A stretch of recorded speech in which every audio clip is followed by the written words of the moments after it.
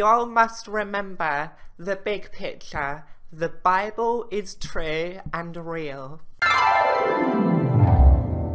Hello, my fellow heathens. Welcome to the video. Today I'm responding to a channel named A Bit of Orange. So let's just dive straight into this crazy. Greetings, friends, and welcome to Answering Atheism, presented by your friends here at A Bit of Orange. Please don't call me your friend.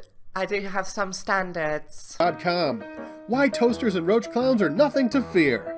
So, are we the toasters or the roach clowns? Now, if you don't remember anything else from this presentation, at least remember this. The big picture. The Bible is true from the very first page.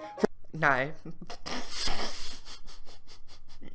No, bitch. You can't just say something's true and it's true. I'm fucking Jesus then, bitch. What? For every attack against the Bible, there are answers. For every question about Christianity, there are answers. For every doubt or confusion, there are answers. Whoever you are, whatever you ask, there are answers. Don't stop looking until you find them. Okay, there are thousands and thousands, if not billions of people out there that are constantly looking for answers, and they have led to the development of sciences. We have little satellites, well, little, they're massive satellites orbiting the Earth, and Jesus didn't do any of that, nor the spaghetti monster. And why does it matter that the Bible is true? It's because the Bible gives us the gospel, the good news of salvation through Jesus Christ. Or, as it says in John 3:16, "For God so loved the world that he gave his only Son, that whoever believes in him should not perish, but have eternal life." So, the reason the Bible is true is because the Bible gives us the gospel. Okay. Any book that's regarded as spiritual text is essentially gospel, and they can say the same fucking shit. Part 1. What is an atheist, and what else is out there? An atheist is someone that lacks a belief in God or gods or a spiritual belief system, or someone that is adamantly opposing spiritual belief systems. But let's see how you're going to define atheists. I'm sure it's going to be enlightening. Clearly, there's more species out there than just Christian and atheist. So let's define a few terms to make sure we understand the broad spectrum of the different species that we can talk about. Are your viewers like really dumb? Because you could just say there are different ideologies. You've had to turn us into butterflies and whatever the weird fruity looking ones were. Like, I'm like really smart. I'm like a genius. First, we have the Christian. The Christian is a person who has embraced, by faith, salvation through Jesus Christ. They have believed and been transformed through the renewing of their minds. While sometimes they need to be reminded of this truth, their actual position is... Please, you're just making this too easy for me. You just said someone that's been transformed and renewed their mind, but they obviously forget it sometimes and they're complete cunts. They are still transformed and they're still higher beings because... Jesus. As for me, I was dead in my transgressions and sins, but because of his great love for us, God, who is rich in mercy, made me alive with Christ even when I was dead in transgressions. For it is by grace I have been saved through faith, and this is not from myself, it is the gift of God, not by works, so that I cannot boast. So you're using the Bible to describe what Christians are like, which is bullshit. That's like using the definition of feminism to define modern feminists. So check out Ephesians chapter 2 to realize that I am taking this literally directly from the New Testament. I don't know if you know, but that isn't a good thing. Then there's the theist.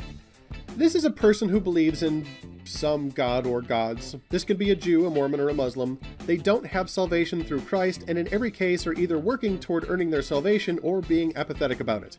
The hypocrisy just hit 100. I'm just going to correct this definition for you. Theists are anyone that believe in God or spiritual entities or whatever you want to call them. That includes you, Mr. Jesus and Noah's Ark and bullshit. Satan knows that God exists, but he's terrified of God because God is the judge that will punish evil. So when people say, well, I believe in God, that doesn't make you a Christian. It doesn't mean that you're saved.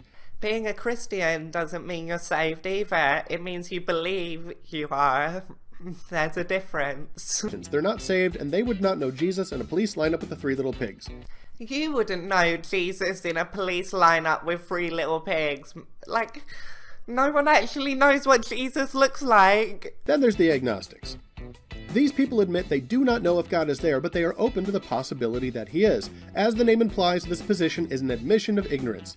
I have considered myself an agnostic since I was about 14, and I don't think it's an admission that it's possible. I think it's a statement that it's a question that is unknowable.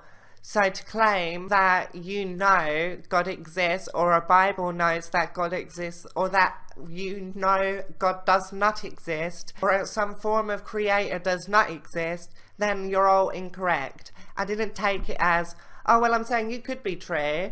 No, because fucking at the end of the day, the spaghetti monster could be true. Statement is, I don't know if God is there or not, and you probably don't either.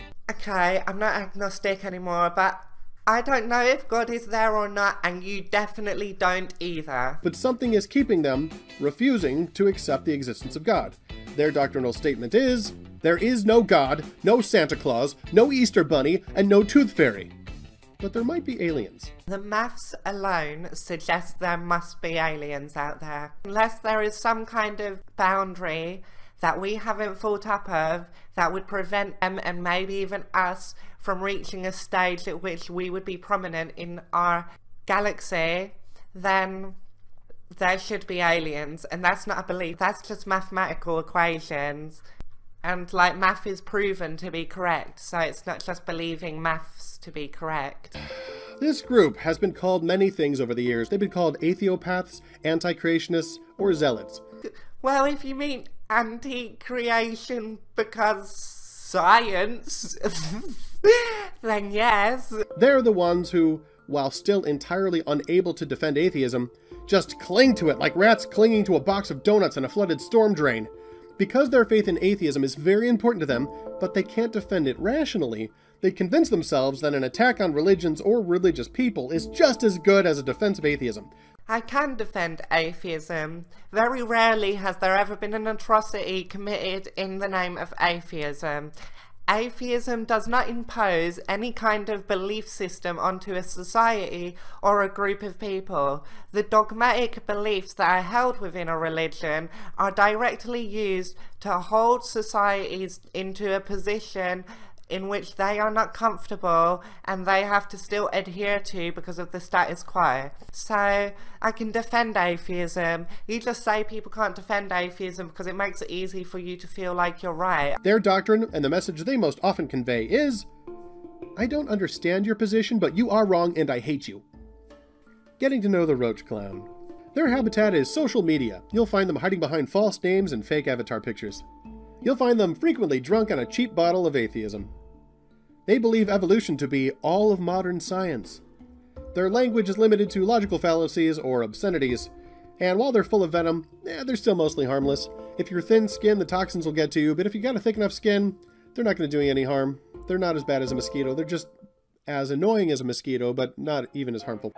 If there was something that pressed the play button, then that thing is no distinguishable than like a random number generator. You cannot tell whether God exists or not. So it doesn't make sense to hold people to these belief systems that have hurt many, many people and held back our society from thriving in things like sciences and medicine. I believe that I have completely rational ways of defending it. Your only rational defense of Christianity is, oh, some people have morals that they feel as though they attained through religion and the Bible. Thank you for watching. If you want to see the whole video, all the links will be in the description.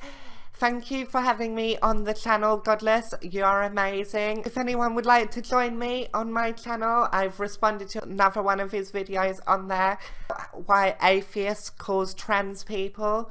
And yeah, thank you for watching. Bye.